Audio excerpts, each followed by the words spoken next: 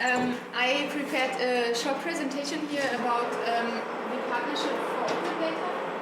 And the main objective is that we maybe can then explore whether there are any possibilities of collaboration, further collaboration between the working group on open education and partnership for open data, and that we can do anything in the future, in the near future. So I will briefly explain the partnership, who are actually the partners, countries we currently work in, and potential for collaboration that I see from my point of view and what I know a little bit from what Marike told me and so on. So the Partnership for Open Data seeks to enhance openness and transparency in the Global South. It's an initiative by currently by the World Bank, ODI, Open Data Institute, and Open Knowledge. And this started last year in October, and the main objectives are that we want to support these countries to plan, execute, and run open data initiatives in different fields related to government data, education data, health data, or whatever is relevant to these countries. Then also increase the reuse of open data, and especially also that countries can reuse applications and experiences from other countries. It's important to us. And then also grow the base of evidence on the impact of open data for development, so that this really makes sense, and that, for instance, when we talk about education, that opening up data on schools makes sense for increasing the quality of an educational system, and there is not sufficient impact assessment around this currently, and we don't know whether it's really true. It's only a theory that we have around, and so our objective is also to show this evidence. And this is a 3-year project at first stage, and then we hope that after this period the whole partnership will be sustainable.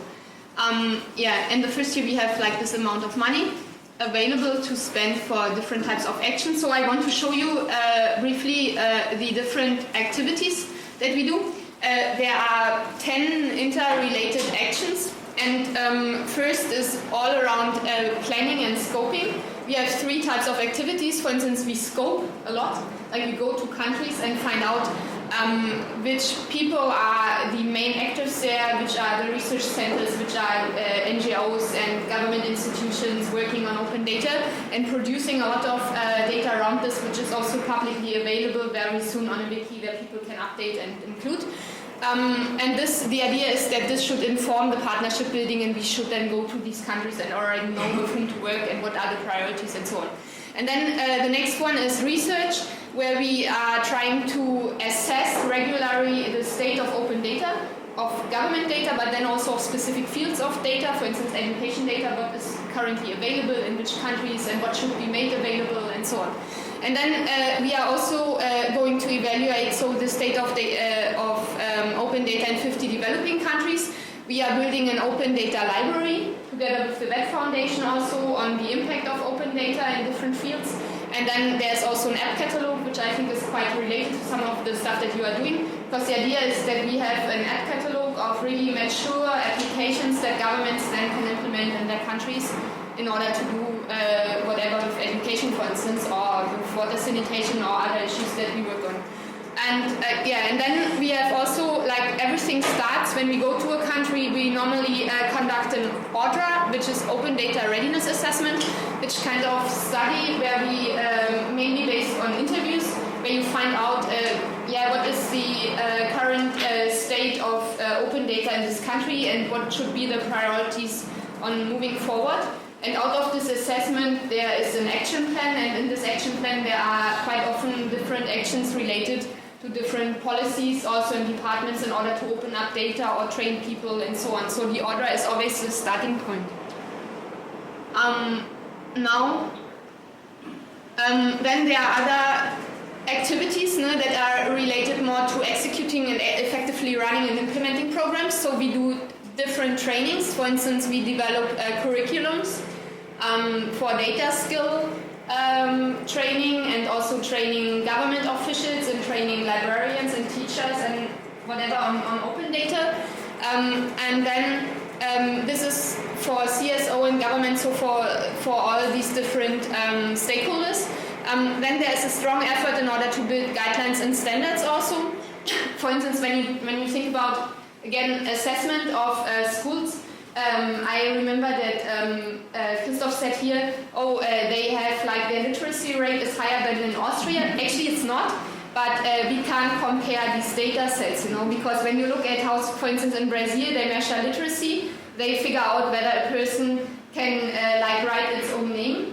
And this is less complex than what is literacy assessment in Germany. So again, in Brazil, you also have a higher literacy than you have in Germany, and of course you don't have it when you look really carefully. So the point here is, when you think about comparing data, you also have to think about guidelines and standards around how you actually do the assessment and how you build then data that can really be benchmarked and compared. And this in the education field is relevant, and in all the other fields, of course, as well. Then we work a lot with technical assistance, so capacity building and implementing these actions from action plans, and also help to implement systems for release of open data. So when they have the data in sometimes even in paper format, or they have it in PDFs or in some weird database, how can you open it up so that people can assess it from wherever they are? And then we also work strongly on network. So there are events, there's catalytic support for local networks for open data, and also community building efforts. Okay, then the last type of action is related to impact assessment, to evaluation and sustainability of the initiatives. So we do impact assessment, we also try to communicate a bit around what we are doing, so we just mounted a mailing list, and we will have a website very soon, and so on. So this we have to do. And then the partnership building, which is to seek, find other people or organizations that are interested in joining the partnership, and then can co-deliver and share their knowledge in the partnership. So this is mainly what it is all about. Here you can see who is currently making part, and it's open for others to join as organizations or networks and so on. And these people are either interested also in co-funding or co-delivering some of these activities. Here you can see by this month we are implementing activities in these countries, so it's quite spread. This is also an idea that every year you work with a certain kind of regional spread. And we should focus on low or lower middle income countries. It's good when there's co-funding available from the government, for instance, because it's relevant, so that they also value whatever we are doing there, and it's important for them. And then also for us it's relevant that there is a kind of relatively mature network of civil society organizations in these countries. So these are country selection criteria. Here this is my brainstorming. You can of course have far better ideas, because I thought about what we could do related to open education in these fields, and then you can decide, and we can discuss in a later moment or on the list also.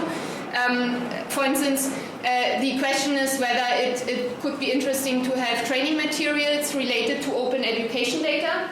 I can tell you that, for instance, the people that are working with open development data, they are currently having some funds out of this partnership for open data to do training modules around aid data. And of course it would be quite relevant to have training materials around educational data and how to evaluate and how to produce analysis around this. So this could be something that we could work on. Also, we have a fellowship program here these are people in different developing countries that deliver data skill trainings to CSOs and journalists and so on. And then it would also be relevant maybe so that they have some input about how to talk about open data, because a lot of these CSOs also focus on open data. So the idea is, when you run a data expedition or hackathon around open data, it's interesting to have some kind of quality input here, and where we can work on something, maybe. Research, we could contribute the applications, I think, to the app catalog. One idea also could be to run a kind of data census for educational data and show whether which data sets are available in different countries. and help these countries to release this data, no? And also then contribute some resources to the library related to the impact of open data for enhancing education. We will here run a crowdcrafting competition, so people will be asked to contribute resources to the library and will earn some money for this, for doing this. So I hope that you will then help also.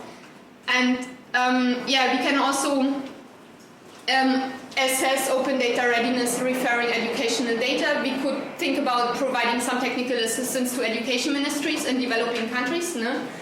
And we could also even have a consulting fellow related to open education, because in the technical assistance side we are working with a kind of network of consultants that are then delivering this consultancy, and then they are getting back to us also with the resources that they use, so that the whole network can learn and that it can be reused in another setting. So we can also think about something like this. And here's some idea also. For instance, what came up is training for school teachers and or librarians about open data and access to information. Also something interesting that we could think about. So then in the network part, would be interesting maybe to foster the participation of these open education practitioners and researchers from the Global South in open data related events. So if you know that something is happening either in the Global North or in the Global South, and you think that we should have some stipends to send people to these events, it would be interesting to do this, I think, and then also enhance their participation in your working group. Yeah, and on the impact assessment side, we have funds, for instance, for running impact story competitions for the impact of open data on enhancing education, if this is something which interests you. And then also we could identify and write up an impact case about one kind of outstanding open education initiative from the Global South. Yeah. And all these things, when you think it's something that interests your group, we have funds and we can discuss about it and build a plan for action, and then start using these funds, because they are not all of these funds already have concrete actions that we have to do, so we still have money available. Yeah, this was mainly presentation. Okay.